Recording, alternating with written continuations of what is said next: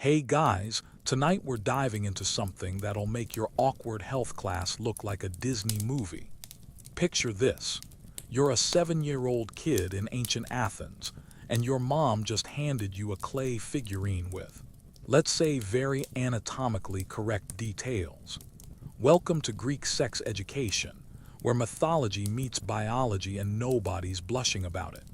You probably won't survive this without questioning everything you thought you knew about childhood innocence. So, before you get comfortable, take a moment to like the video and subscribe, but only if you genuinely enjoy what I do here. Drop a comment with your location and local time.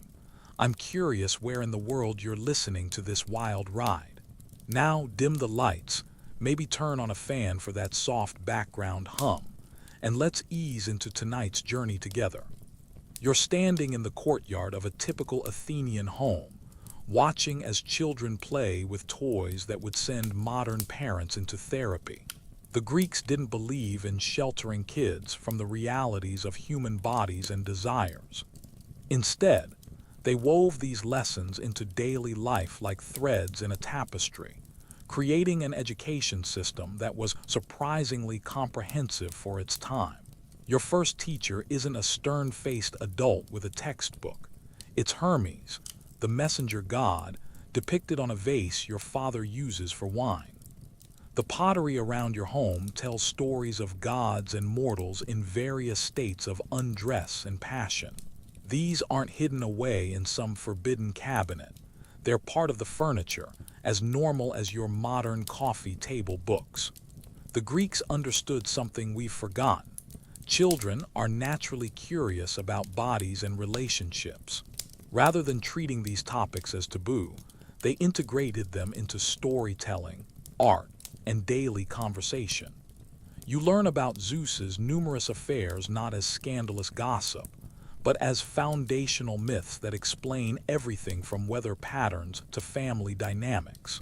Your mother sits you down with a scroll depicting the story of Pandora, the first woman. As she reads, you absorb lessons about curiosity, consequences, and the complex relationship between men and women. The Greeks didn't sugarcoat their mythology. Pandora's story includes themes of desire, deception, and the price of knowledge that would make modern parents squirm.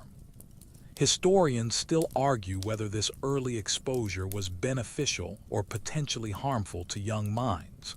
Some scholars suggest it created a more open, accepting attitude toward sexuality, while others worry it may have normalized problematic power dynamics.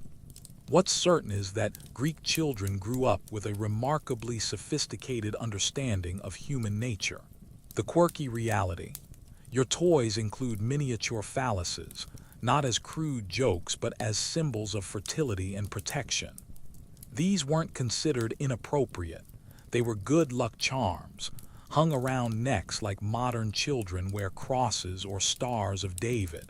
The Greeks saw the human body and its functions as divine gifts, not sources of shame. Your education extends beyond mythology into practical matters. You overhear conversations about marriage arrangements, dowries, and the expectations placed on both men and women. These discussions aren't whispered behind closed doors. They're part of normal family planning, discussed as openly as choosing what to plant in the garden.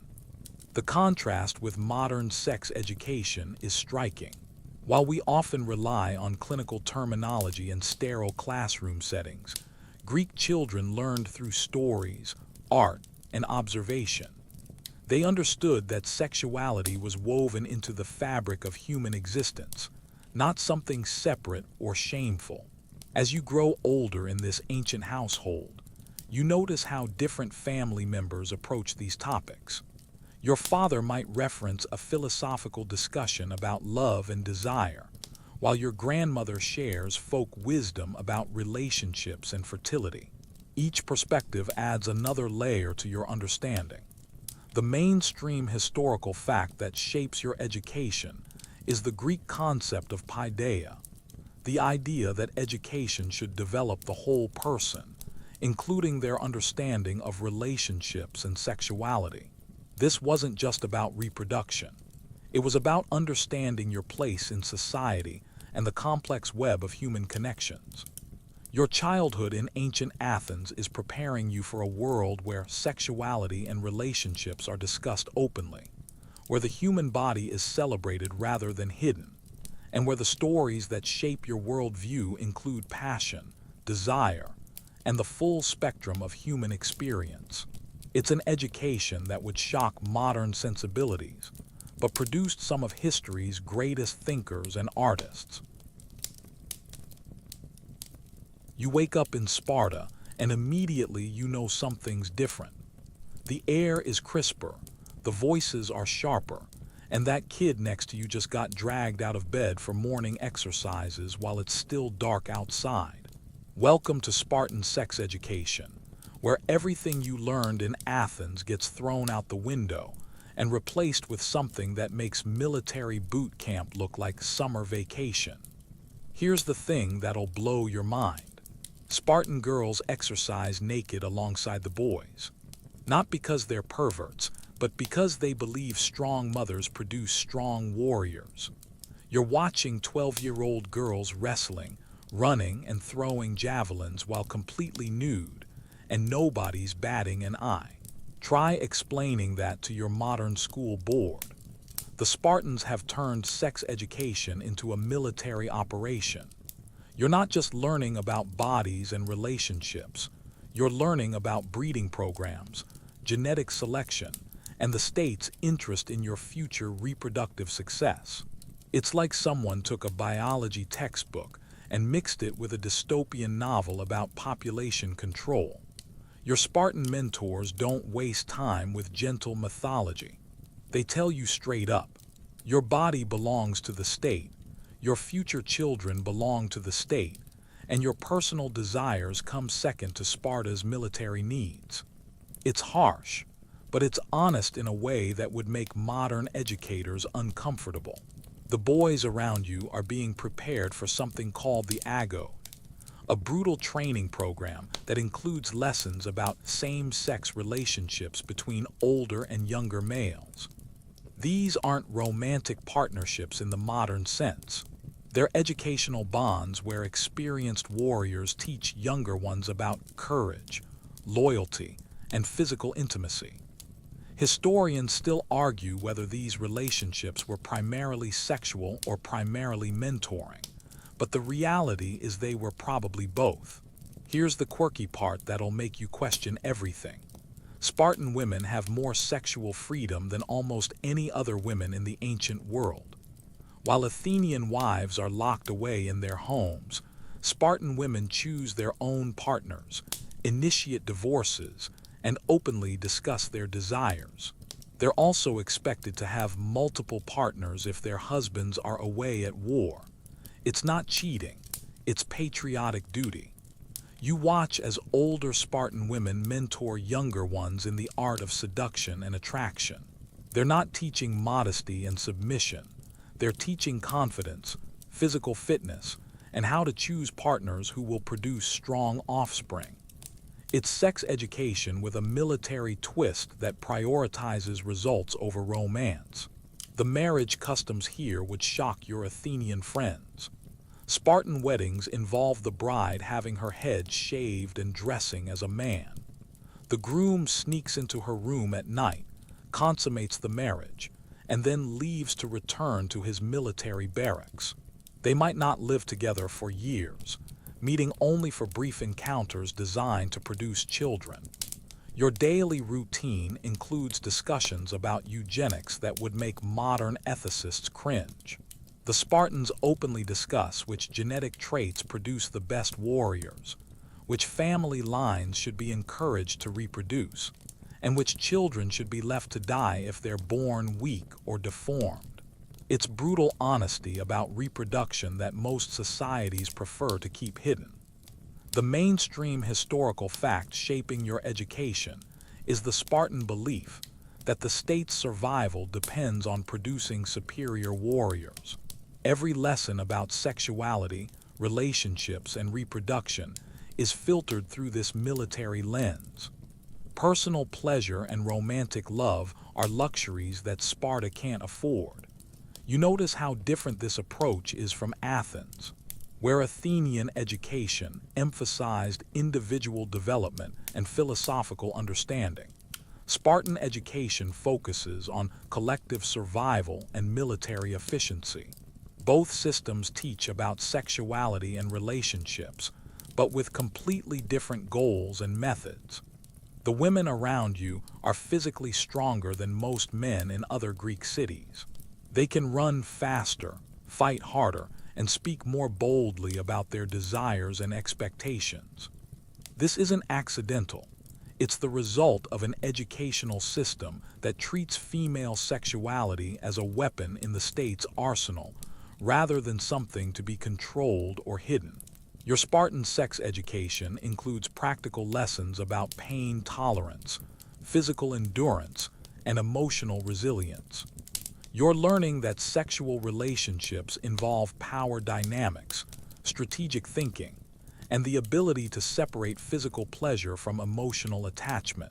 It's a cold, calculated approach that produces results but sacrifices the romantic ideals that other cultures cherish. As you adapt to Spartan life, you realize that this society has solved the problem of sexual education by making it inseparable from military training. Every lesson about you're lounging in a Greek theater, watching a play where Zeus has just transformed into a swan to seduce Leda, and the audience is laughing like it's the funniest thing they've ever seen. Welcome to mythology class, ancient Greek style, where the gods are your sex education teachers, and their curriculum includes shape-shifting, divine rape, and family trees that would make a genealogist weep. Here's what'll scramble your brain. The Greeks used their gods as cautionary tales and instruction manuals simultaneously. Zeus's countless affairs aren't just entertainment. They're lessons about power, consent, and the consequences of unchecked desire. Every myth you hear contains multiple layers of meaning about sexuality, relationships, and human nature. You watch as Aphrodite, the goddess of love, emerges from sea foam in a story that's simultaneously beautiful and deeply disturbing. She's born from the severed genitals of Uranus, thrown into the ocean by his son Kronos. The Greeks are teaching you that love and sexuality are born from violence, that beauty emerges from chaos, and that desire is both creative and destructive. The mythology surrounding you doesn't shy away from topics that would send modern parents running for the hills. You learn about Dionysus, the god of wine and ecstasy, whose festivals involve ritual orgies and sacred prostitution. These aren't presented as immoral acts. They're religious ceremonies that connect humans to divine forces through physical pleasure. Your mythological education includes stories about gender fluidity that would make modern discussions seem conservative. Tiresias, the blind prophet, spent 7 years as a woman after striking mating snakes with a stick. When Zeus and Hera argue about whether men or women experience more pleasure during sex, they ask Tiresias, who's experienced both perspectives. His answer: women enjoy it 9 times more than men. Here's the quirky detail that'll make you question everything. The Greeks believed that women were naturally more lustful and sexually aggressive than men. This wasn't considered a flaw, it was simply accepted as biological fact. Pandora's story includes her insatiable curiosity and desire, traits that the Greeks saw as fundamentally feminine and potentially dangerous. The gods in your mythological textbook are terrible role models by modern standards. Zeus is a serial rapist who uses his divine powers to coerce mortals. Apollo pursues nymphs who transform into trees to escape him. Poseidon assaults women in his temples. Yet these stories serve as complex lessons about power, consent, and the abuse of authority. Historians still argue whether these myths reflected actual Greek attitudes towards sexuality or served as cautionary tales about divine excess. The reality is probably both. The Greeks used mythology to explore the full spectrum of human sexual behavior, from tender love to violent assault, without the moral simplifications that modern societies prefer. Your mythological education includes detailed discussions about homosexual relationships among the gods, Apollo's love for Hyacinthus, Zeus's abduction of Ganymede, and the romantic partnerships between various goddesses are presented as normal aspects of divine life. These stories normalize same-sex relationships while also exploring themes of power, age differences, and consent. The mainstream historical fact shaping your mythological education is the Greek belief that gods experience the same desires and conflicts as humans, just on a grander scale. Their sexual adventures aren't separate from their divine nature, they're expressions of it. This teaches you that sexuality is a fundamental force in the universe, not something to be ashamed of or hidden. You notice how mythology serves as a safe space to discuss dangerous topics. Stories about incest, rape, and sexual violence can be explored through divine characters without directly confronting these issues in human society. It's a clever educational tool that allows for complex discussions while maintaining social stability. The women in these myths aren't passive victims. They're active participants who use sexuality as a tool for power, revenge, and survival. Clytemnestra murders her husband for sacrificing their daughter. Medea kills her children to punish her unfaithful husband. Helen's beauty launches 1,000 ships and destroys an entire civilization. These stories teach you that female sexuality is a force that can reshape the world. Your mythological sex education includes lessons about transformation and identity that go far beyond simple biology. Gods change gender, species, and form to pursue their desires. Humans are transformed by their sexual experiences, sometimes literally becoming plants, animals, or constellations. The Greeks are teaching you that sexuality is transformative, that it changes who you are at a fundamental level. As you absorb these mythological lessons, you realize that the Greeks have created an educational system that uses storytelling to explore every aspect of human sexuality without the clinical detachment of modern sex education or the moral restrictions of religious instruction. It's messy, complicated, and sometimes disturbing, just like human sexuality itself. You're reclining on a couch in a dimly lit room, surrounded by older men who have had way too much wine, and someone just asked you to demonstrate your knowledge of Sappho's poetry.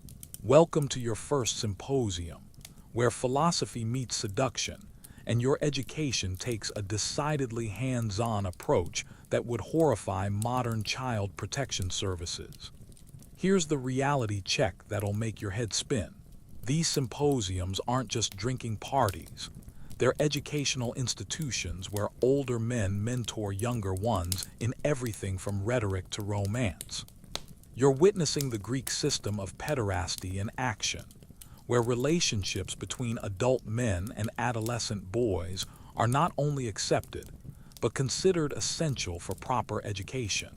The man reclining next to you is Socrates, and he's explaining his theory of love while his hand rests on your shoulder in a way that makes you wonder if this is philosophy or foreplay. The Greeks don't see a clear distinction between intellectual and physical intimacy. They believe that true learning requires emotional and sometimes physical connection between teacher and student. Your symposium education includes lessons about the different types of love that would make modern relationship counselors take notes. Eros is passionate, sexual love. Philia is deep friendship. Storge is familial affection. Agape is universal love. But here's the twist. The Greeks believe that the highest form of love combines all these elements, And that's exactly what they're trying to teach you through these mentor relationships. The wine is flowing freely, and the conversations are getting more intimate. You're learning about the Greek concept of kalos kagathos, the beautiful and good, which suggests that physical beauty and moral virtue are connected. Your mentors are teaching you to appreciate both the aesthetic and ethical dimensions of human relationships. Here's the quirky detail that'll blow your mind. These symposiums have strict rules about who can be the active versus passive partner in sexual relationships. Age, social status, and even physical appearance determine the roles each person can play.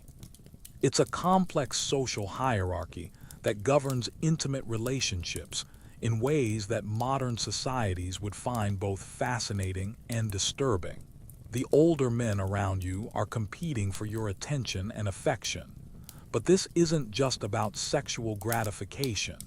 It's about social status and educational responsibility. Being chosen as a mentor is an honor that comes with serious obligations. Your education, your social connections, and your future success all depend on these relationships. Your symposium experience includes exposure to some of the most sophisticated discussions about love and sexuality in human history. Plato's Symposium, which you're essentially living through, explores questions about the nature of desire, the relationship between physical and spiritual love, and the role of sexuality in human development that philosophers still debate today. Historians still argue whether these pederastic relationships were primarily educational or primarily sexual. The evidence suggests they were both, with the balance varying depending on the individuals involved and the specific social context. What's clear is that the Greeks saw no contradiction between learning and loving, between intellectual development and physical intimacy. The mainstream historical fact shaping your symposium education is the Greek belief that wisdom and virtue are best transmitted through personal relationships rather than formal instruction. You're not just learning facts. You're absorbing values, attitudes, and ways of thinking through intimate contact with older, more experienced men. You notice how different this approach is from modern education. Instead of sitting in rows facing a teacher, you're reclining on couches, sharing food and drink, engaging in personal conversations that blur the lines between public and private, formal and informal, intellectual and emotional. The discussions around you cover everything from military strategy to poetry, from politics to personal relationships. Your mentors are teaching you that all these topics are interconnected, that understanding human nature requires exploring both its rational and passionate dimensions. Your symposium education includes practical lessons about social networking that would make modern business schools jealous. The relationships you form here will determine your future career prospects, your political connections, and your social status. Learning to navigate these intimate educational relationships is essential for success in Greek society. The wine and conversation continue late into the night, and you're absorbing lessons about masculinity. You're peering through a crack in the door of the gynaeceum, the women's quarters, where your sister is receiving her pre-marriage education from a group of older women who speak in hushed tones about things that would make your symposium mentors blush. Welcome to the hidden world of Greek female sexuality, where everything you thought you knew about ancient gender roles gets turned upside down. Here's what'll shatter your assumptions. While the men are philosophizing about love at their symposiums, the women are getting brutally practical education about sex, childbirth, and managing male desire. Your sister is learning techniques for seduction, methods for preventing pregnancy, and strategies for maintaining power in relationships that would make modern feminists take notes. The older women surrounding your sister aren't teaching submission and modesty. They're teaching survival skills for a world where a woman's sexuality is both her greatest asset and her most dangerous liability. You're witnessing an underground education system that operates parallel to the male-dominated public sphere, with its own wisdom, traditions, and secrets. Your sister's education includes detailed instruction about female anatomy that's surprisingly accurate for its time. The women know about the clitoris, understand the menstrual cycle, and have developed methods for contraception and abortion that won't be rediscovered by modern medicine for centuries. This knowledge is passed down through generations of women who have learned to navigate sexuality on their own terms. The conversations you're overhearing include frank discussions about sexual pleasure that would shock anyone who thinks ancient women were passive victims. These women are teaching your sister how to achieve orgasm, how to fake it when necessary, and how to use sexual satisfaction as a tool for maintaining marital harmony and personal power. Here's the quirky reality that'll mess with your head. Greek women have developed an entire vocabulary for discussing sexuality that men don't understand. They use metaphors, code words, and references that allow them to share intimate knowledge while maintaining the appearance of modesty. It's a secret language of female sexuality that operates right under the noses of their male relatives. The women's education includes lessons about managing pregnancy and childbirth that combine practical medicine with religious ritual. Your sister is learning about herbs that can prevent conception, techniques for easing labor pain, and ceremonies for protecting mothers and babies that blend medical knowledge with spiritual practice. Your sister's mentors are teaching her about the economic dimensions of sexuality that the men's symposiums rarely discuss. Marriage is a business transaction, and a woman's sexual attractiveness, fertility, and domestic skills are commodities that must be carefully managed. She's learning to think strategically about her body and her relationships in ways that would make modern dating coaches jealous. Historians still argue whether this female education system represented genuine empowerment or sophisticated adaptation to oppression. The evidence suggests it was both. Women who couldn't participate in public life developed alternative sources of knowledge and power that operated within the constraints of patriarchal society. The mainstream historical fact shaping your sister's education is the Greek belief that women are naturally more sexual than men, but also more dangerous because of their uncontrolled desires. This creates a complex educational challenge: how to prepare women for marriage and motherhood while containing their supposedly insatiable sexual appetites. You notice how the women's education differs from the men's symposiums. Instead of philosophical discussions about the nature of love, the women focus on practical techniques for managing relationships. Instead of idealized mentorship, they offer realistic advice about dealing with difficult husbands, demanding in-laws, and the physical challenges of repeated pregnancies. The women around your sister share stories about their own experiences that serve as cautionary tales and practical instruction. They discuss which herbs can end unwanted pregnancies, how to recognize signs of infertility, and techniques for maintaining sexual attractiveness after multiple childbirths. It's an education that's simultaneously empowering and heartbreaking. Your sister's education includes lessons about female friendship and solidarity that create networks of support that will sustain her throughout her life. These women are teaching her that while she may be legally dependent on men, she can find emotional and practical support from other women who understand her challenges. The conversations in the Gynaeceum reveal a parallel world of female knowledge and experience that operates alongside but separate from male-dominated society.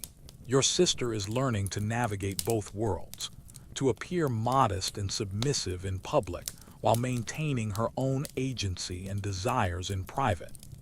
As you listen to these intimate conversations, you realize that Greek women have developed their own sophisticated understanding of sexuality that's both more practical and more realistic than the philosophical discussions at the men's symposiums. It's an education that prepares them for the realities of marriage, motherhood, and survival in a world that offers them limited options, but expects them to make the most of what they have. You're standing in the Agora, watching a young man apply makeup with the precision of a modern beauty influencer, while his friend debates whether Achilles was more beautiful as a man or when he disguised himself as a woman. Welcome to ancient Greece, where gender is more fluid than a philosopher's wine and sexual identity changes faster than Zeus's romantic interests. Here's the mind bender that'll make your modern gender studies professor weep with joy. The Greeks didn't have rigid categories for sexual orientation like we do today. You're witnessing a society where the same person might be considered masculine when pursuing a younger partner and feminine when being pursued by an older one. It's not about who you sleep with. It's about who's doing what to whom. The young man applying his makeup isn't considered feminine or gay in modern terms. He's following fashion trends that emphasize youth and beauty regardless of gender. Greek men regularly remove body hair, wear perfume, and spend hours on their appearance. The line between masculine and feminine beauty standards is so blurred that you need a philosopher to explain the difference. Your education about gender and sexuality includes stories about mythological figures who change sex as easily as changing clothes. Tiresias spends 7 years as a woman. Keneus transforms from female to male, and various gods shift between masculine and feminine forms depending on their romantic pursuits. These aren't cautionary tales about gender confusion. They're accepted parts of divine nature. The conversations around you reveal a society that's simultaneously more accepting and more restrictive than modern cultures. Same-sex relationships are normal and expected, but they follow strict rules about age, social status, and sexual roles. You can love whoever you want, as long as you follow the complex social protocols that govern these relationships. Here's the quirky detail that'll scramble your assumptions. Greek men are expected to be sexually attracted to beautiful young men, but they're also expected to eventually marry women and produce children. It's not a choice between heterosexuality and homosexuality. It's an expectation that you'll experience both throughout your life. The theater performances you attend regularly feature men playing female roles with such skill that the audience forgets they're watching cross-dressing actors. These performances aren't comedic parodies. They're serious, dramatic presentations where gender becomes a costume that can be put on or taken off as needed for the story. Your understanding of Greek sexuality includes the concept of the kinetos, men who prefer to be sexually passive with other men.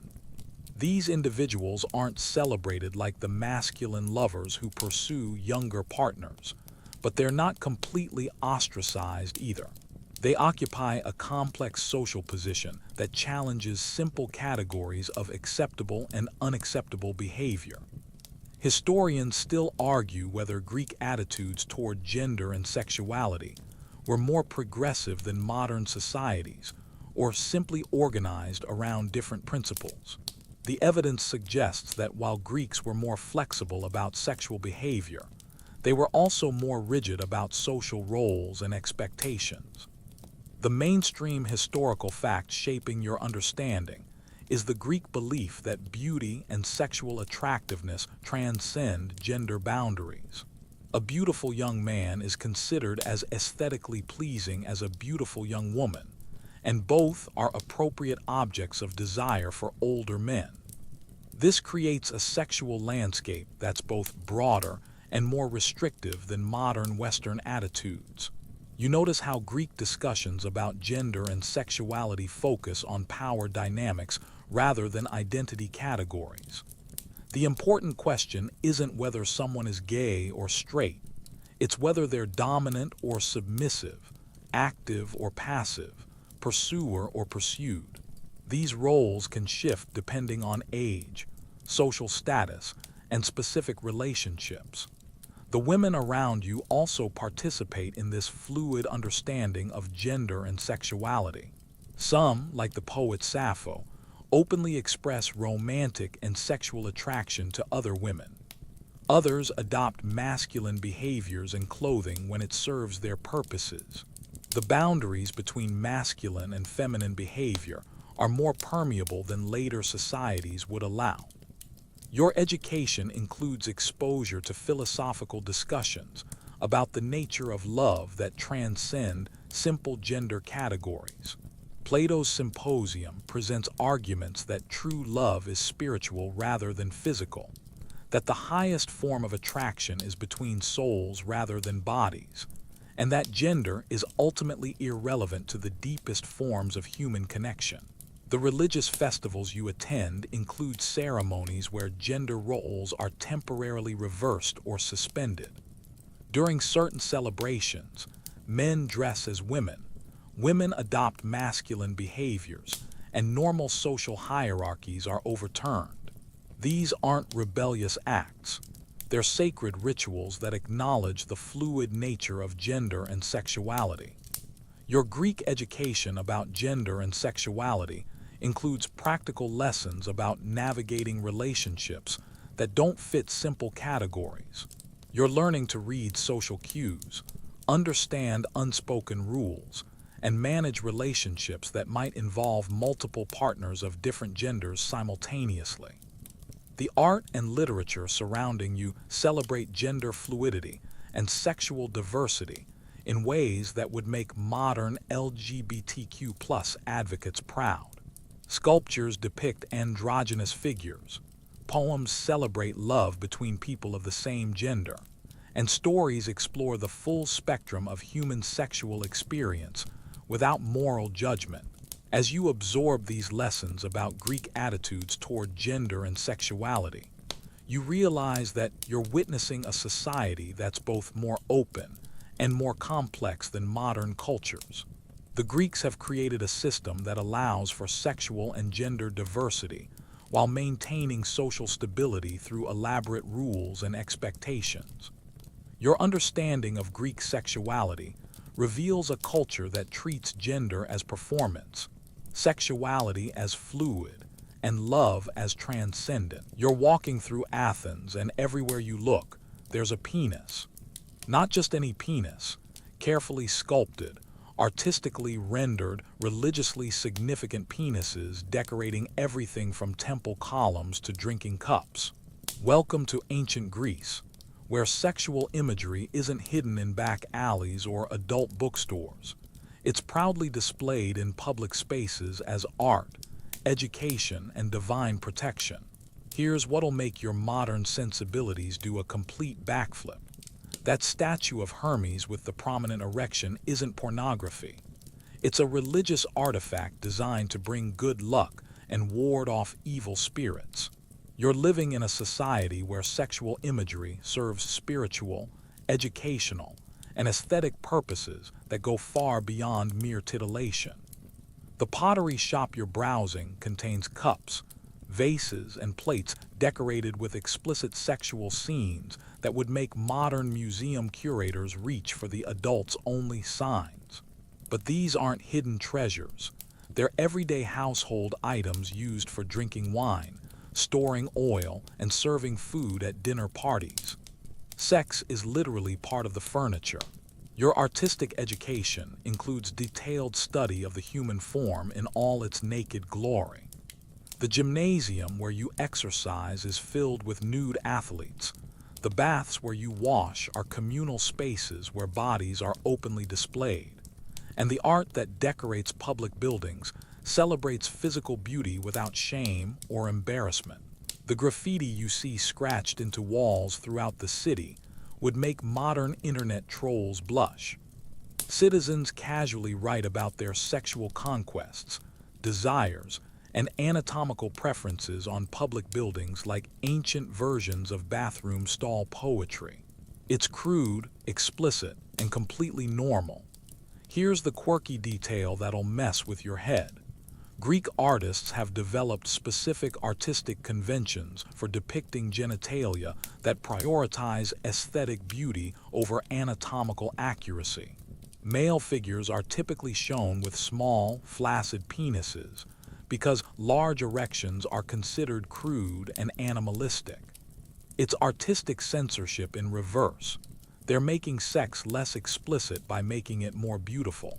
The temple you visit contains sculptures and paintings that blend religious devotion with sexual imagery in ways that would scandalize modern religious leaders. Fertility, gods and goddesses are depicted in various states of arousal and copulation, not as obscene displays, but as celebrations of the divine creative force that governs reproduction and abundance. Your artistic education includes lessons about the symbolic meaning of sexual imagery that goes far beyond literal representation. The phallus represents not just male sexuality, but also protection, fertility, abundance, and divine power. The vulva symbolizes not just female sexuality, but also the creative force of nature, the source of life, and the mystery of birth. Historians still argue whether this public display of sexual imagery reflects a more open attitude toward sexuality or simply different artistic conventions. The evidence suggests both. The Greeks were more comfortable with nudity and sexual themes, but they also embedded these images within complex symbolic systems that gave them deeper meaning. The mainstream historical fact shaping your artistic education is the Greek belief that the human body is the highest form of artistic expression. Nudity isn't shameful. It's the natural state that reveals divine proportion and beauty. Sexual imagery isn't obscene. It's a celebration of the forces that create and sustain life. You notice how Greek art treats sexuality as one aspect of human experience among many others. The same vase might depict sexual scenes alongside images of warfare, religious ceremonies, and daily life. Sex isn't segregated into a separate category. It's integrated into the full spectrum of human activity. The bathhouses you frequent are decorated with mosaics and frescoes that combine practical function with artistic beauty and sexual education. You're literally surrounded by images that teach about anatomy, sexual positions, and relationship dynamics, while you're performing the most basic human activities of washing and socializing. Your artistic education includes exposure to theatrical performances where sexual themes are explored through comedy, tragedy, and satire. The plays you attend don't shy away from explicit language, sexual situations, or crude humor. The theater serves as a public forum for discussing sexuality in ways that are both entertaining and educational. The coins in your pocket feature images of gods and goddesses in various states of undress and sexual activity. Money itself becomes a medium for distributing sexual imagery throughout society. Every commercial transaction involves handling objects decorated with symbols of fertility, desire, and divine sexuality. Your understanding of Greek art reveals a society that treats sexuality as a fundamental aspect of human nature worthy of artistic celebration. The Greeks have created a visual environment where sexual education happens constantly through exposure to images that normalize, celebrate, and explore human sexuality in all its forms. The workshops where artists create these sexual images are respected businesses, not underground operations. Craftsmen who specialize in erotic art are valued members of society whose work serves important social, religious, and educational functions. Creating sexual imagery is a legitimate profession that requires skill, training, and artistic vision. As you navigate this visually explicit environment, you realize that the Greeks have solved the problem of sex education by making it impossible to avoid. Sexual imagery is so integrated into daily life that learning about you're lying on a stone table while Hippocrates himself pokes at your abdomen, explaining that your stomach pain is caused by an imbalance of bodily humors that can only be cured by a mixture of ground beetles, fermented fish sauce, and abstinence from sexual activity for exactly 17 days. Welcome to ancient Greek medicine, where your sex life is considered as important as your pulse and twice as complicated to diagnose. Here's the reality that'll make modern doctors question their medical school training. Greek physicians believe that sexual activity directly affects every aspect of physical and mental health. Too much sex causes fatigue, memory loss, and premature aging. Too little sex causes hysteria, melancholy, and physical deterioration. Finding the perfect balance requires more precision than a Swiss watchmaker. The medical texts surrounding you contain detailed anatomical drawings that would make modern medical students take notes. Greek physicians have identified and named parts of the reproductive system, understand the basic mechanics of conception, and have developed surgical procedures for treating sexual dysfunction that won't be improved upon for centuries. Your medical education includes lessons about the 4 bodily humors: blood, phlegm, yellow bile, and black bile, and how sexual activity affects their balance. According to Greek medical theory, orgasm releases excess heat and moisture from the body, which is why sexual activity is prescribed as treatment for certain conditions and forbidden for others. The midwives who attend births in your community are highly trained medical professionals who understand anatomy, pharmacology, and surgical techniques. They perform cesarean sections, treat infertility, and provide contraceptive services using methods that combine empirical observation with theoretical knowledge passed down through generations of female healers. Here's the quirky medical fact that'll blow your mind. Greek doctors believe that the uterus is a mobile organ that can wander around inside a woman's body, causing various symptoms depending on where it settles. Hysteria, they claim, is caused by the uterus traveling to the brain. The cure: sexual activity to coax it back to its proper location.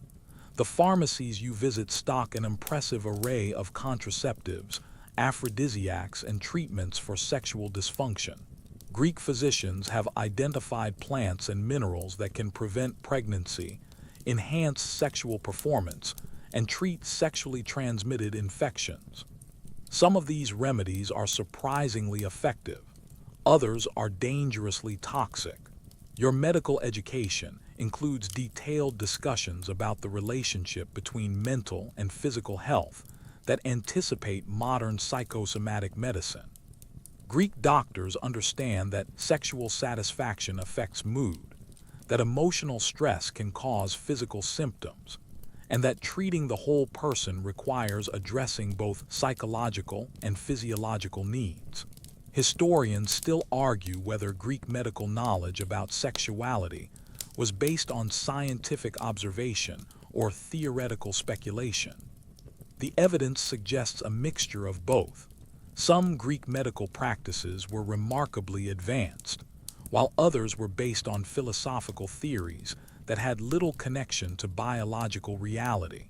The mainstream historical fact shaping your medical education is the Greek belief that health requires harmony between mind, body, and spirit.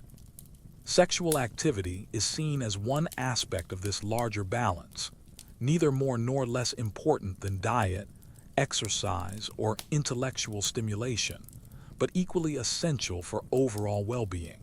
You notice how Greek medicine treats sexuality as a natural bodily function that requires the same careful attention as digestion, circulation, or respiration.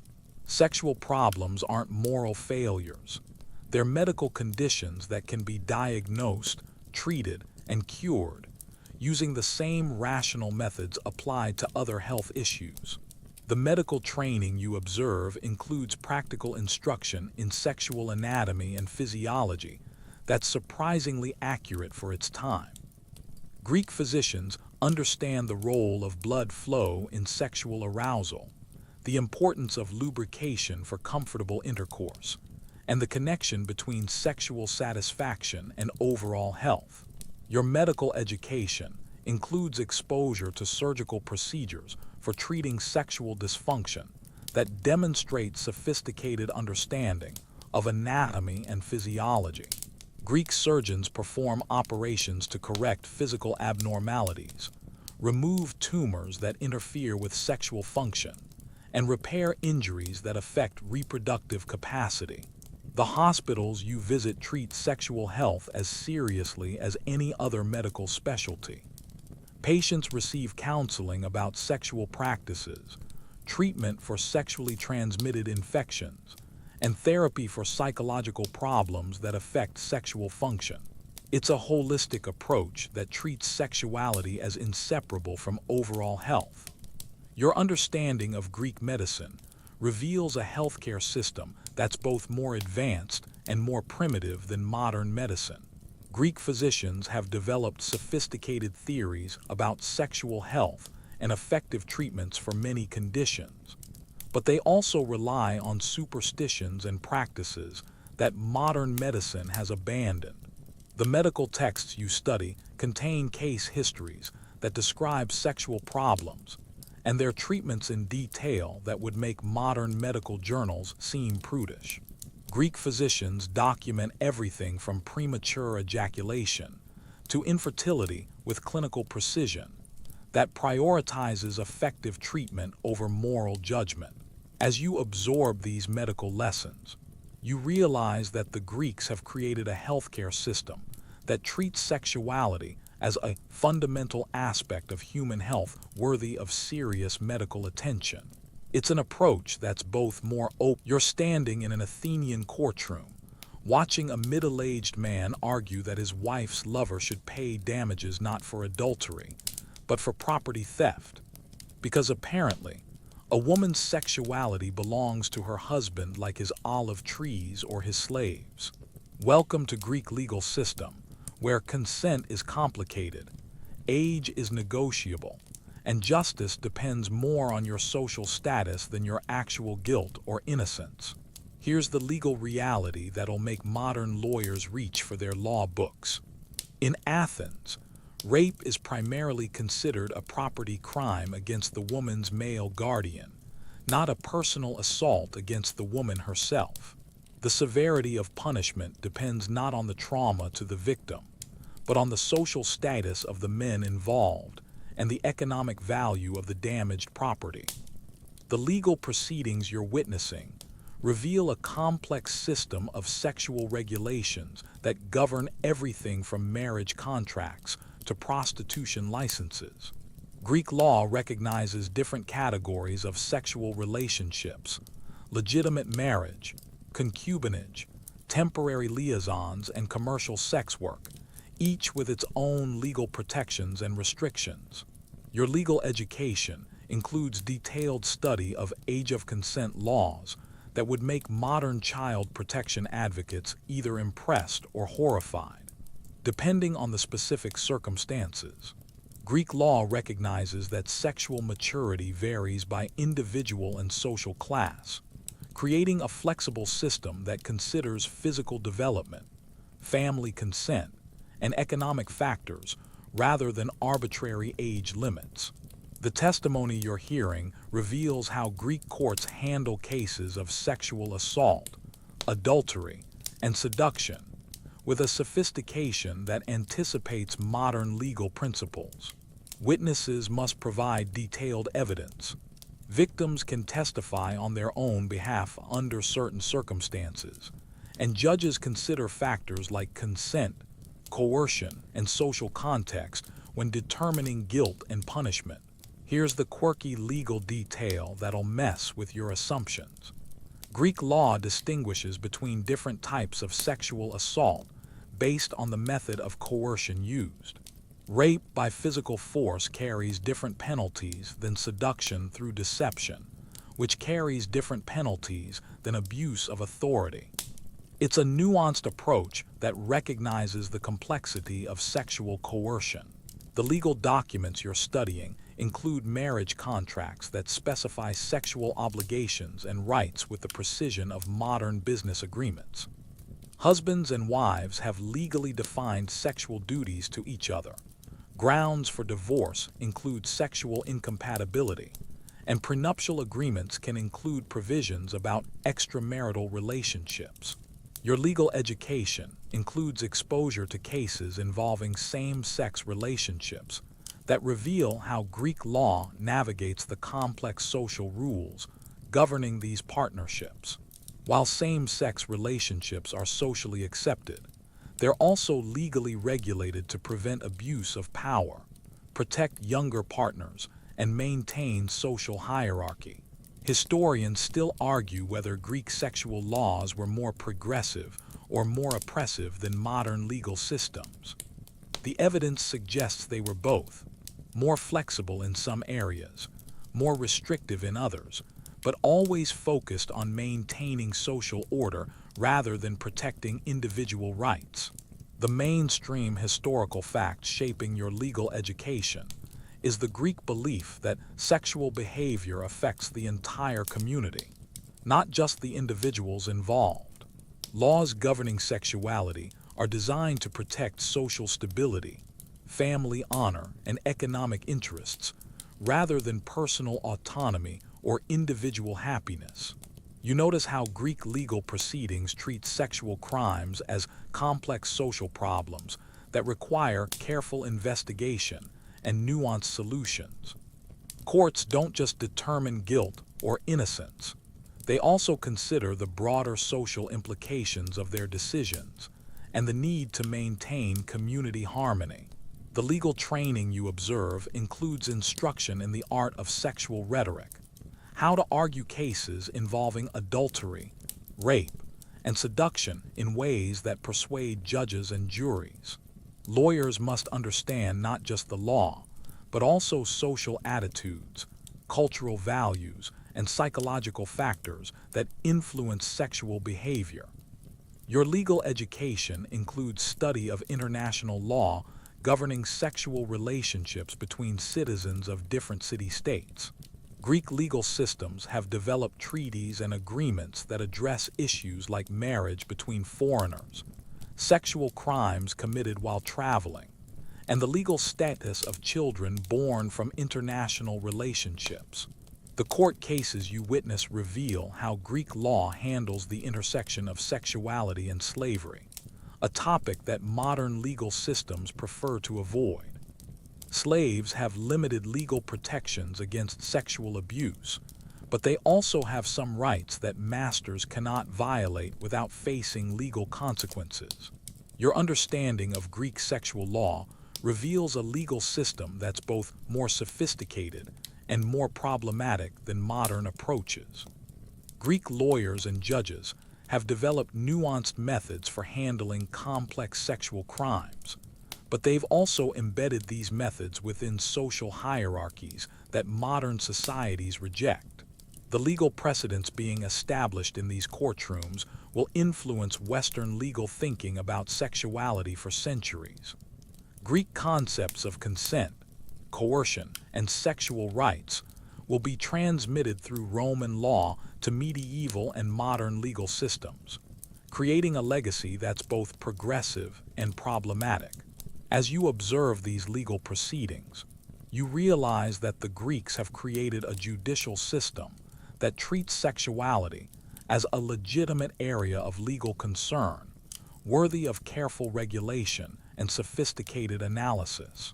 It's an approach that recognizes the social importance of sexual behavior while struggling to balance individual rights. You're stumbling through the streets of Athens at dawn, your head spinning from wine and your ears ringing with the sounds of last night's Dionysiac festival, where you witness things that would make your symposium mentors blush and your philosophy teachers question the nature of reality itself. Welcome to Greek religious sexuality, where the sacred and the profane dance together like drunk lovers, and your spiritual education includes lessons that would scandalize modern religious leaders. Here's the mind-bending reality that'll make you question everything you thought you knew about religion. The Greeks believe that sexual ecstasy is a direct path to divine communion. The orgies you participated in last night weren't debauchery.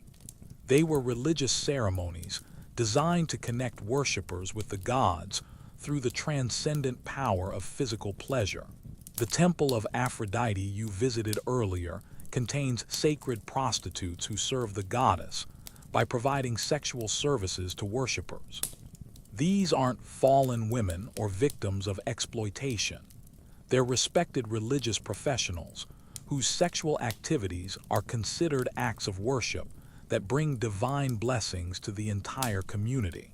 Your religious education includes participation in fertility festivals that would make modern spring break celebrations look like church picnics. The Thesmophoria, celebrated by women in honor of Demeter, includes rituals involving sacred phalluses, explicit sexual imagery, and ceremonies that celebrate the creative power of female sexuality. The mystery religions you're being initiated into use sexual symbolism and sometimes actual sexual activity as metaphors for spiritual transformation. The Eleusinian Mysteries, the most sacred religious experience available to Greeks, include rituals that represent death and rebirth through imagery that's simultaneously sexual and spiritual. Here's the quirky religious detail that'll scramble your theological assumptions. Greek gods are not celibate, morally pure, or sexually restrained. They're passionate, lustful, and sexually active beings whose divine nature is expressed through their erotic adventures. Worshipping them requires understanding and sometimes imitating their sexual behavior. The religious festivals you attend throughout the year include celebrations that temporarily suspend normal sexual rules and social hierarchies. During the Anthesteria, the festival of flowers, sexual license is not only permitted but encouraged as a way of honoring Dionysus and ensuring the fertility of crops and livestock. Your religious education includes detailed study of sacred texts and hymns that celebrate sexuality as a divine gift rather than a source of shame or sin. The Homeric hymn to Aphrodite describes sexual desire as a cosmic force that governs both gods and mortals, while ritual songs celebrate the beauty and power of human sexuality. Historians still argue whether Greek religious sexuality represented genuine spiritual insight or simply provided religious justification for behavior that other cultures condemn. The evidence suggests that Greeks genuinely believed sexual activity could be a form of worship that connected humans with divine forces. The mainstream historical fact shaping your religious education is the Greek belief that the gods created sexuality as a sacred force that maintains cosmic harmony. Sexual activity isn't separate from spiritual life. It's an essential aspect of religious practice that requires the same reverence and careful attention as prayer, sacrifice, or meditation.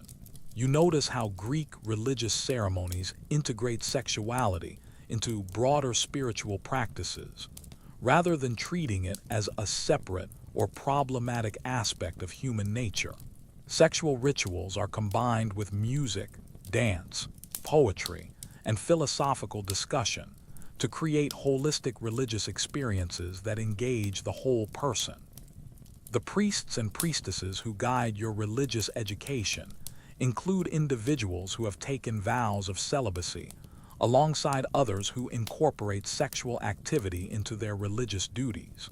Greek religion is flexible enough to accommodate different approaches to sexuality, while maintaining that all sexual behavior should serve spiritual purposes.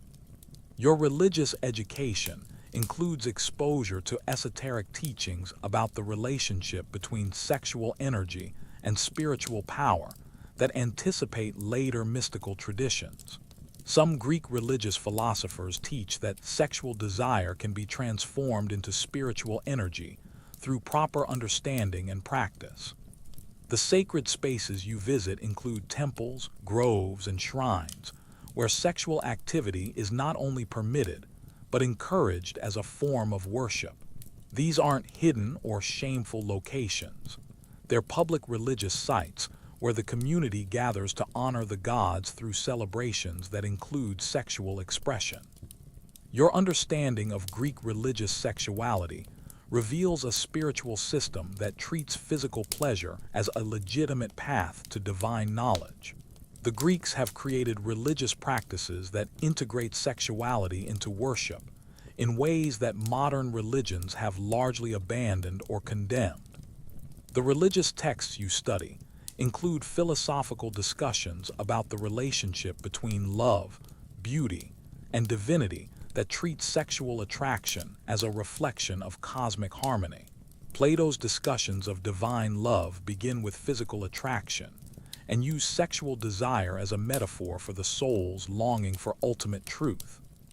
As you participate in these religious ceremonies, you realize that the Greeks have solved the problem of integrating sexuality into spiritual life by treating physical pleasure as one manifestation of divine energy. It's an approach that's both more accepting and more demanding than modern religious attitudes, requiring practitioners to understand sexuality as sacred.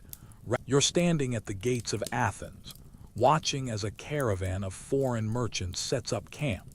Their exotic goods spread across colorful blankets, while Greek citizens whisper about the strange sexual customs these barbarians bring from distant lands. Welcome to the intersection of Greek sexuality and xenophobia, where your education about desire gets complicated by questions of citizenship, slavery, and the terrifying possibility that other cultures might actually know something about pleasure that Greeks don't. Here's the uncomfortable truth that'll make your democratic ideals squirm. Greek sexual freedom has strict boundaries based on citizenship status, and those boundaries reveal anxieties about cultural purity that would make modern immigration debates look tame. You're witnessing a society that celebrates sexual diversity among its own people, while simultaneously fearing and fetishizing the sexual practices of outsiders. The Persian merchant you're observing has brought silk garments and perfumes that Greek women desperately want, but also sexual practices that Greek men find both fascinating and threatening.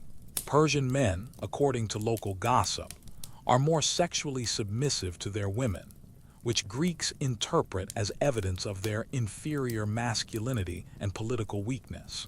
Your education about foreign sexuality includes detailed discussions about Egyptian practices that combine fascination with disgust. Egyptians, you learn, practice circumcision, worship animal-headed gods through sexual rituals, and have developed contraceptive techniques that Greek physicians secretly study while publicly condemning as barbaric. The slaves working in your household come from various cultures, bringing sexual knowledge and practices that create a hidden curriculum of erotic education. These enslaved teachers can't openly share their wisdom, but they influence Greek sexual culture through subtle means. A massage technique here, a contraceptive recipe there, a different approach to pleasure that gradually seeps into Greek practice. Here's the quirky detail that'll expose Greek hypocrisy. While Greeks publicly condemn foreign sexual practices as barbaric, they privately adopt many of these techniques and incorporate them into their own erotic repertoire. The very practices they mock in public become popular trends that spread through Greek society like sexual fashion statements. The brothels you pass employ women from across the Mediterranean, each advertising expertise in the sexual techniques of their homeland. Thracian women are known for their aggressive sexuality, Egyptian women for their contraceptive knowledge, and Persian women for their skills in prolonging male pleasure. It's sexual tourism that operates within the boundaries of a single city. Your education about sexual outsiders includes exposure to the complex legal and social status of foreign women who marry Greek citizens. These women must navigate between their native sexual customs and Greek expectations, often creating hybrid practices that enrich Greek sexual culture while challenging its assumptions about proper behavior. Historians still argue whether Greek attitudes toward foreign sexuality reflected genuine cultural differences or simply provided convenient justifications for political and economic domination. The evidence suggests that Greeks used sexual stereotypes to reinforce their sense of cultural superiority, while simultaneously borrowing practices that enhanced their own pleasure. The mainstream historical fact shaping your understanding is the Greek belief that sexual practices reflect political and moral character. Cultures that Greeks consider politically weak are also assumed to be sexually deviant, while cultures that threaten Greek power are portrayed as sexually dangerous or corrupting. You notice how Greek discussions of foreign sexuality reveal deep anxieties about cultural contamination and loss of identity. The same Greeks who celebrate sexual diversity within their own society become deeply concerned when that diversity includes influences from outside cultures that might challenge Greek assumptions about proper sexual behavior. The religious festivals you attend include ceremonies that incorporate foreign deities and sexual practices, but always within carefully controlled contexts that maintain Greek cultural dominance. Cybele, the Anatolian mother goddess, is worshipped in Athens, but her more extreme sexual rituals are modified to fit Greek sensibilities. Your education includes exposure to philosophical debates about whether sexual pleasure is universal or culturally specific. Some Greek thinkers argue that all humans share the same basic sexual needs and desires, while others insist that proper sexual behavior requires Greek education and cultural refinement. The military campaigns that Greek soldiers describe include encounters with foreign sexual practices that both fascinate and disturb them. Stories of Amazon warriors who dominate men sexually, of Celtic druids who practice ritual sexuality, and of Scythian nomads who share wives communally become part of Greek sexual mythology. Your understanding of Greek attitudes towards sexual outsiders reveals a culture that's simultaneously cosmopolitan and xenophobic, curious and fearful, open to new experiences, and committed to maintaining cultural boundaries. Greeks want to learn from foreign sexual knowledge while preserving their sense of cultural superiority. The trade relationships that bring foreign goods to Greek markets also bring foreign ideas about sexuality that gradually influence Greek practices. New positions, techniques, and approaches to pleasure enter Greek culture through commercial contacts, but they're always adapted to fit existing Greek values and assumptions. Your education about sexual outsiders includes lessons about the economic dimensions of cultural exchange. Foreign sexual practices become commodities that can be bought, sold, and traded like any other luxury goods, creating markets for exotic pleasure that operate alongside markets for exotic spices or textiles. The philosophical schools you study include thinkers who use foreign sexual practices as examples in their arguments about human nature, cultural relativism, and the relationship between civilization and barbarism. These discussions reveal how sexuality becomes a lens through which Greeks examine their own cultural assumptions and values. As you observe Greek interactions with sexual outsiders, you realize that you're witnessing a culture that's struggling to balance curiosity with fear, openness with exclusivity, and the desire for new experiences with the need to maintain cultural identity. It's a tension that reveals both the strengths and limitations of Greek sexual education.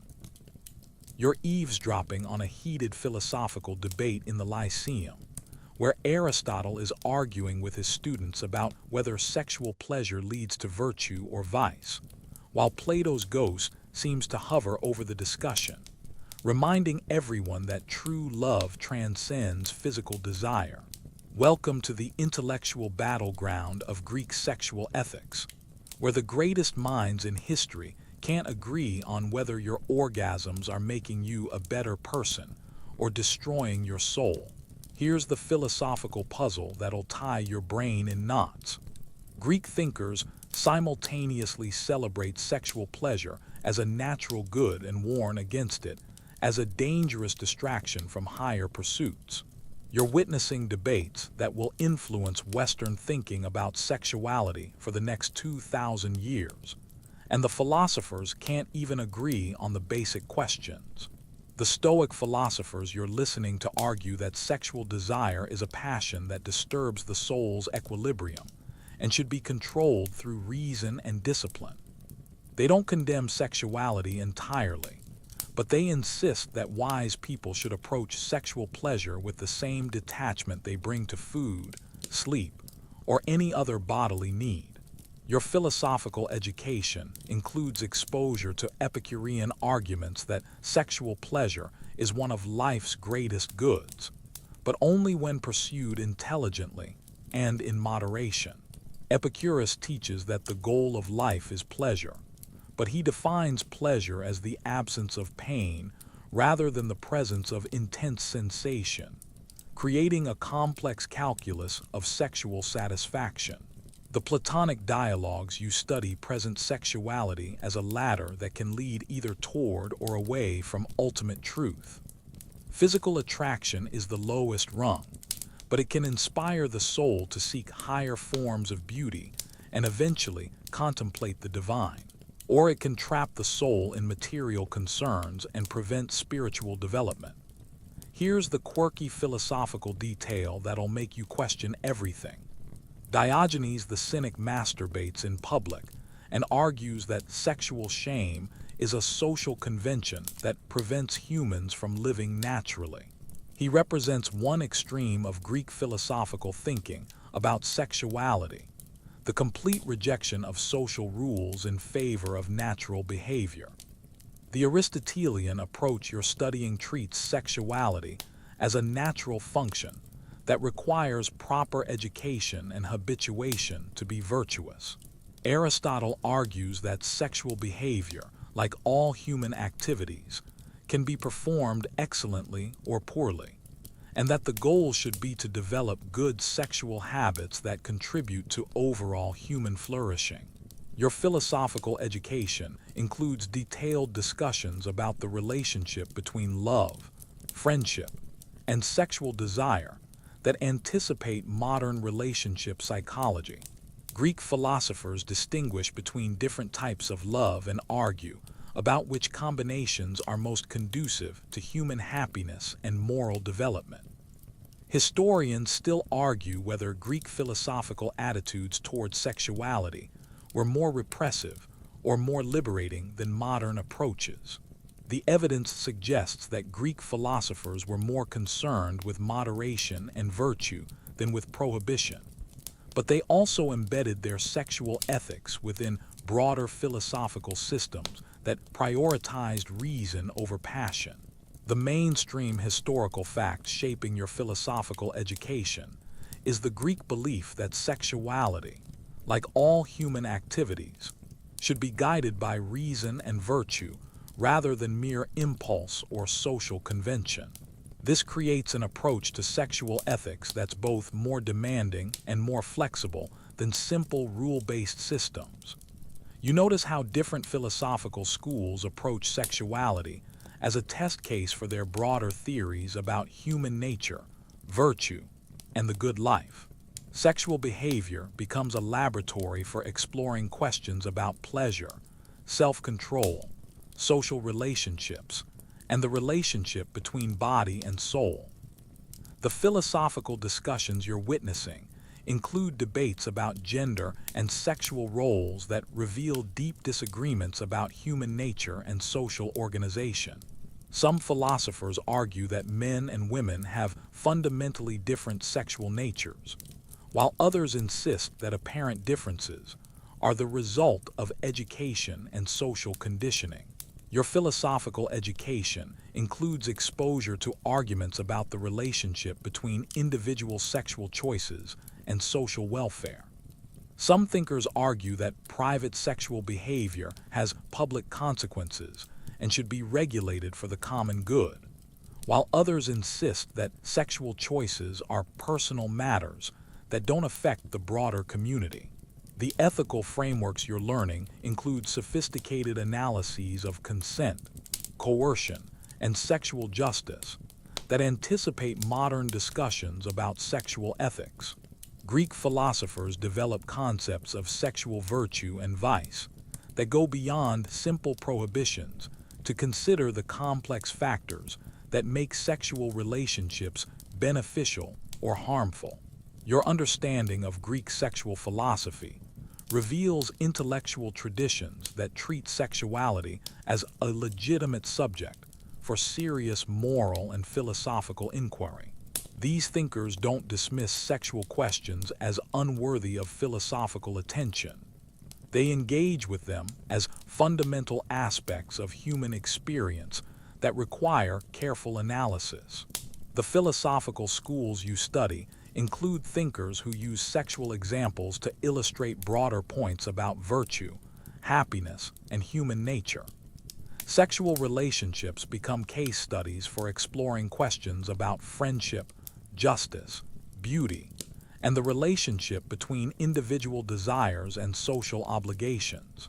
Your philosophical education includes debates about the relationship between sexual pleasure and spiritual development that will influence religious and philosophical thinking for centuries. Some Greek thinkers see sexuality as compatible with spiritual growth, while others view it as an obstacle that must be overcome.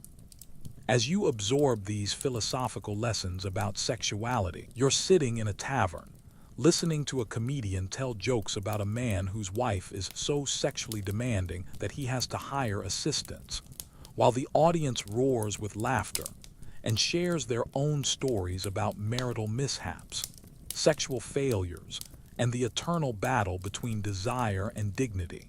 Welcome to everyday Greek sexual culture, where the gap between philosophical ideals and practical reality gets filled with humor, gossip, and the kind of frank conversation that would make modern dinner parties either much more interesting or completely impossible.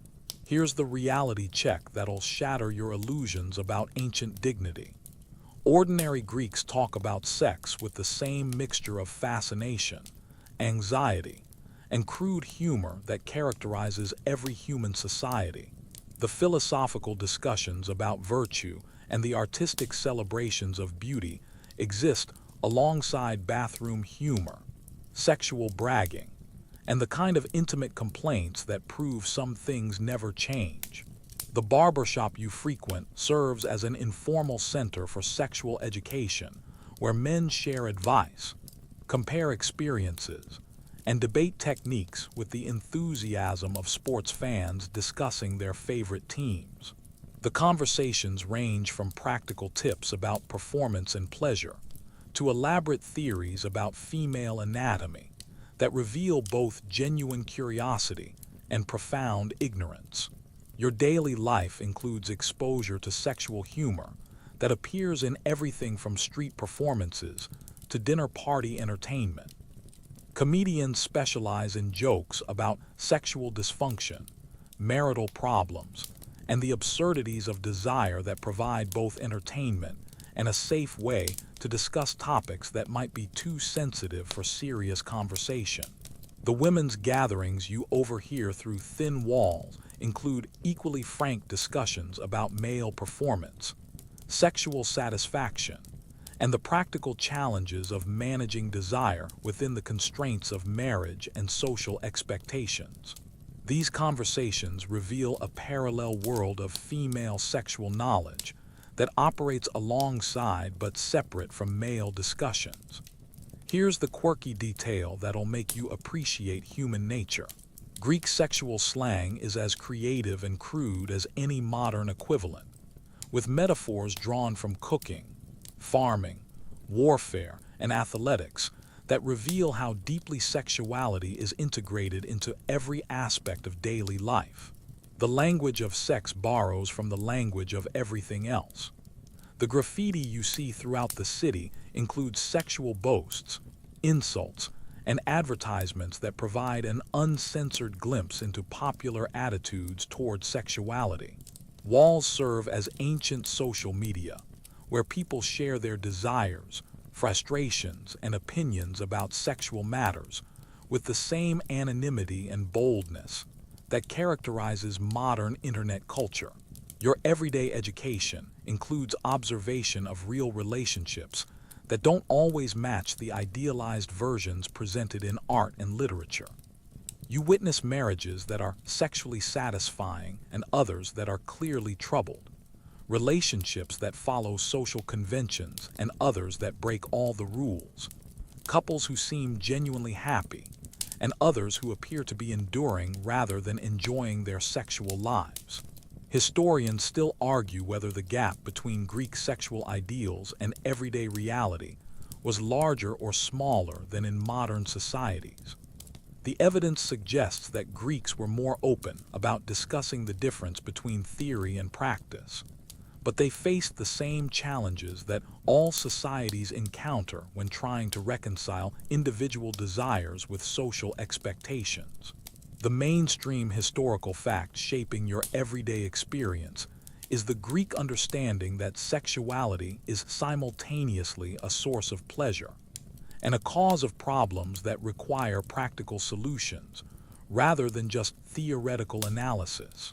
Real people need advice about real sexual challenges, not just philosophical discussions about the nature of love. You notice how Greek popular culture treats sexual problems with a combination of sympathy and humor that helps people cope with the inevitable frustrations of human sexuality. The same society that produces sophisticated philosophical analyses of love also creates comedy routines about impotence, infidelity, and the battle of the sexes. The marketplace conversations you overhear include discussions about aphrodisiacs, contraceptives, and treatments for sexual dysfunction that reveal a thriving informal economy of sexual health products and services.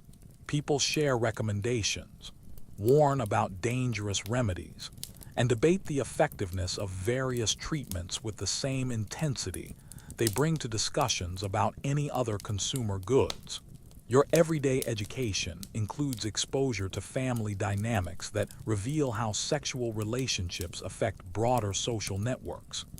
You observe how sexual satisfaction or dissatisfaction between spouses influences their relationships with children, relatives, and friends, creating ripple effects that extend far beyond the bedroom.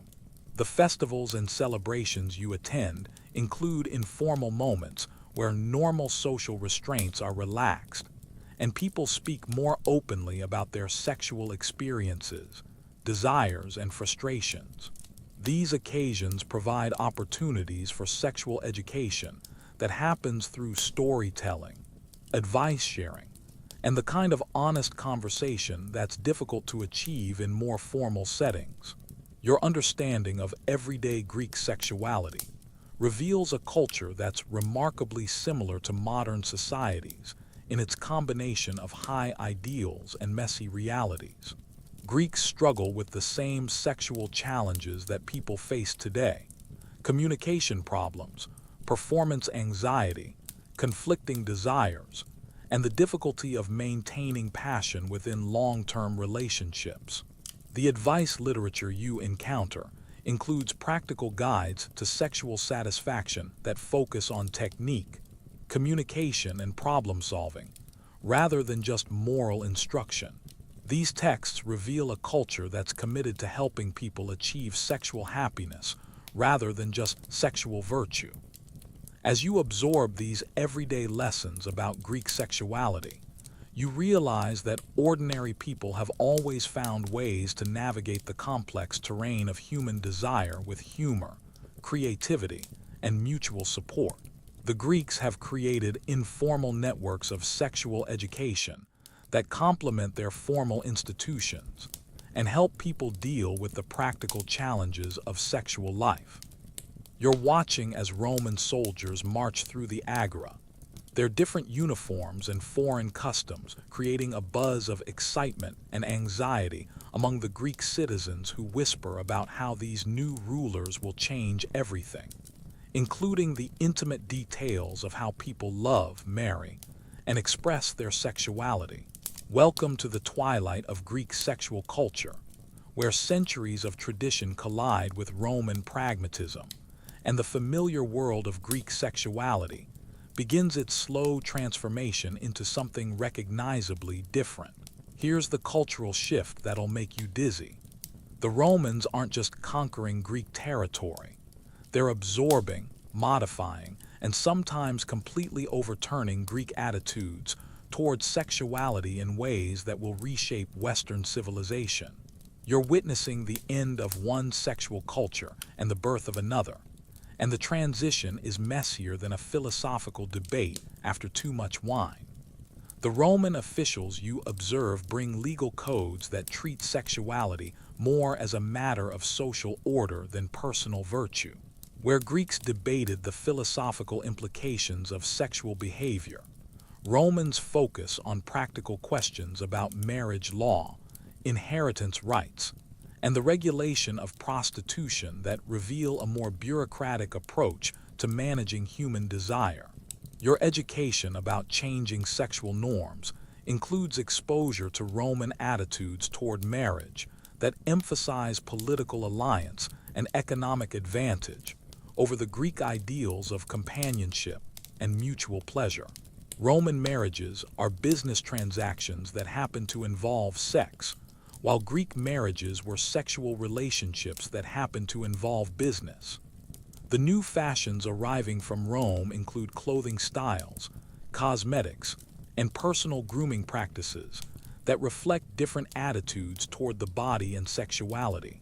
Roman women wear more elaborate makeup and revealing clothing than their Greek counterparts, while Roman men adopt grooming practices that Greeks consider either effeminate or barbarically masculine. Here's the quirky detail that'll scramble your assumptions. Romans are simultaneously more sexually permissive and more sexually regulated than Greeks. They allow behaviors that Greeks consider immoral while prohibiting practices that Greeks consider normal, creating a sexual landscape that's both more and less free than what you're used to. The Roman sexual practices infiltrating Greek society include new positions, techniques, and approaches to pleasure that reflect different cultural values and assumptions. Romans are more focused on dominance and submission, more concerned with sexual performance as a display of power, and more willing to use sexuality as a tool for political and social advancement. Your changing education includes exposure to Roman religious attitudes that treat sexuality as a natural force that requires management, rather than a divine gift that deserves celebration. Roman gods are more distant and formal than Greek deities, and their sexual adventures are presented as examples of power rather than passion.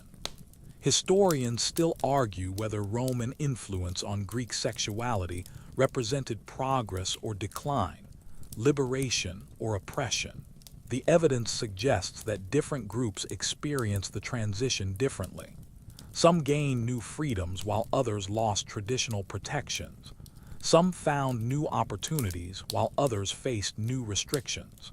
The mainstream historical fact shaping this transition is the Roman belief that sexuality should serve the state's interests rather than individual pleasure or philosophical ideals. This creates a more instrumental approach to sexual behavior that prioritizes social utility over personal satisfaction or moral development. You notice how the Roman emphasis on legal regulation changes the way Greeks think about sexual relationships. Behaviors that were once governed by social custom and personal virtue now become matters of legal compliance, creating a more formal and less flexible approach to sexual ethics. The educational changes you observe include new curricula that emphasize Roman literature, law, and history, while de-emphasizing Greek philosophy and mythology. Students learn about Roman sexual heroes and villains rather than Greek gods and mortals, absorbing different models of appropriate sexual behavior.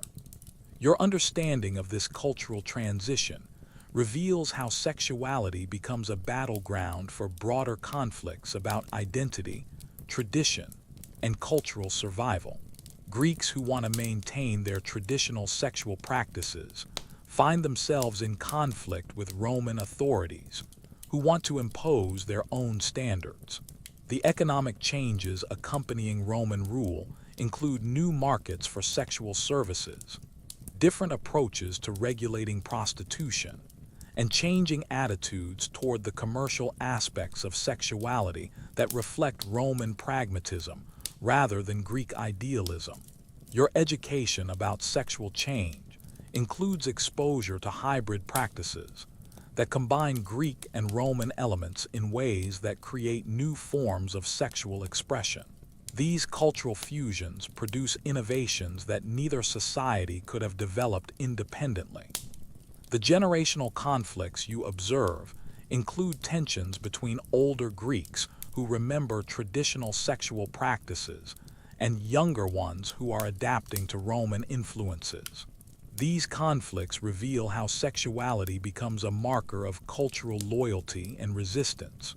Your understanding of this historical transition reveals how sexual cultures evolve through contact, conflict, and compromise rather than simple replacement. The Greeks don't just disappear. They adapt, resist, and influence their conquerors in ways that create new synthetic forms of sexual culture. As you witness this transformation, you realize that you're observing one of history's great cultural trends. You're sitting in a modern classroom, watching teenagers squirm through a health education lesson about reproduction, while their teacher carefully avoids mentioning pleasure. And you can't help but think about how those ancient Greeks would react to our sanitized, clinical approach to sex education that treats human sexuality like a medical condition rather than a fundamental aspect of human experience.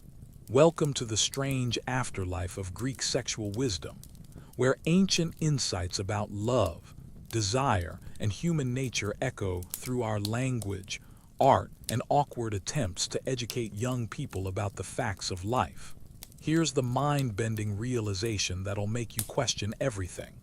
We're still using Greek words to describe sexuality: erotic, platonic, nymphomaniac, hermaphrodite, lesbian. But we've stripped away most of the cultural context that gave these terms their original meaning.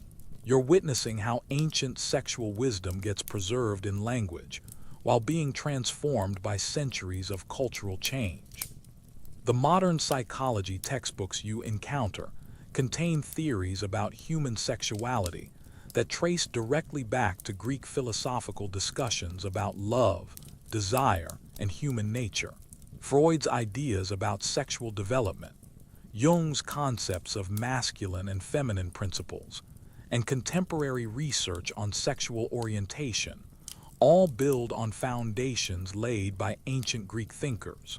Your contemporary education includes exposure to art, literature, and popular culture that constantly references Greek sexual themes while often misunderstanding their original context. Modern romance novels borrow the language of Greek mythology.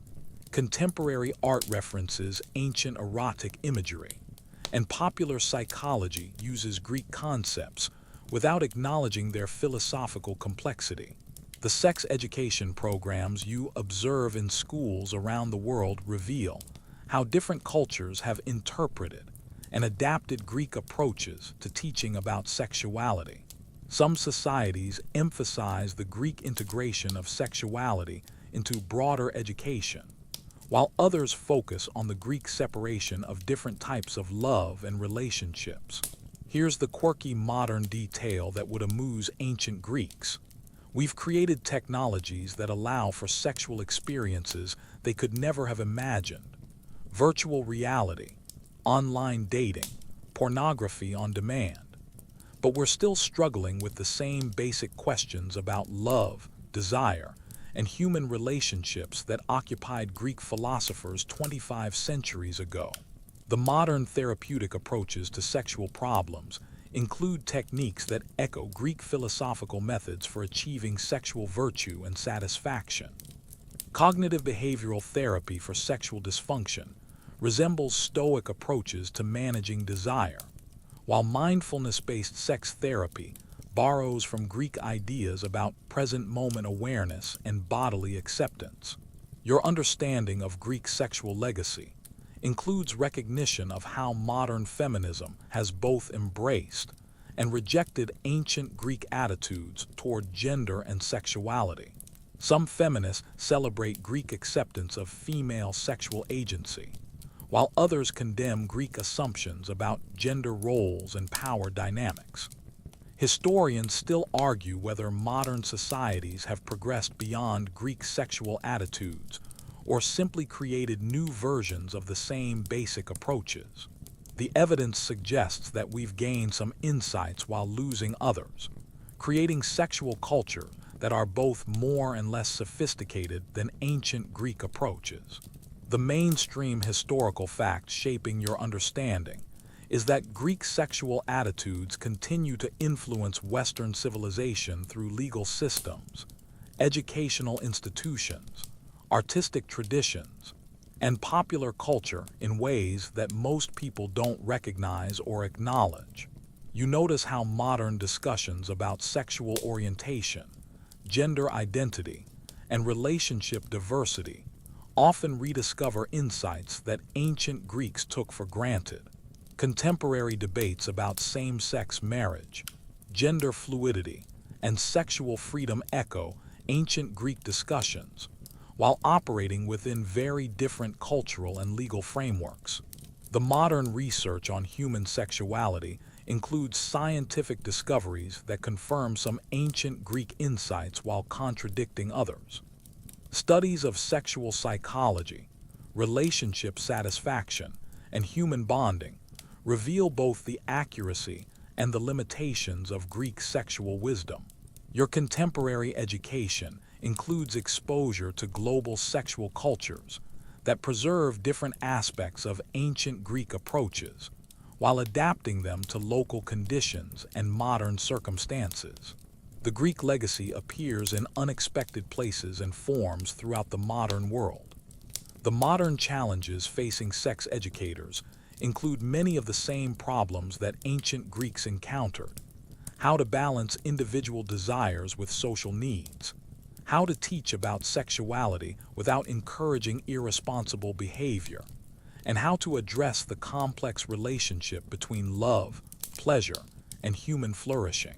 Your understanding of the Greek sexual legacy reveals how ancient wisdom about human sexuality continues to influence modern life in both obvious and subtle ways. We may have different technologies and social structures, but we're still grappling with the fundamental questions about human nature that occupied ancient Greek thinkers. The modern therapeutic and educational approaches that work best often incorporate insights that ancient Greeks developed through centuries of careful observation and philosophical reflection. Their understanding of human sexuality as complex, multifaceted, and central to human experience remains relevant for contemporary societies. As you trace the echoes of ancient Greek sexuality through modern culture, you realize that their greatest contribution wasn't any specific practice or belief, but rather their approach to sexuality as a legitimate subject for serious intellectual inquiry, artistic expression, and educational attention. They created frameworks for thinking about human sexuality that remain useful for navigating the complex terrain of modern relationships and desires. The soft whisper of ancient wisdom continues to echo through our modern attempts to understand love, desire, and human connection, reminding us that some questions about human nature are eternal, even as the contexts for exploring them continue to evolve. The Greeks taught us that sexuality is too important to be left to shame, too complex to be reduced to simple rules, and too fundamental to human experience to be ignored by serious educators and thinkers. And so, as you drift toward sleep, remember that you carry within you the legacy of those ancient seekers who refused to treat human sexuality as anything less than a profound mystery worthy of lifelong study, artistic celebration, and philosophical contemplation. Their voices whisper across the centuries, reminding us that understanding ourselves as sexual beings remains one of humanity's most important and ongoing educational challenges. Sweet dreams.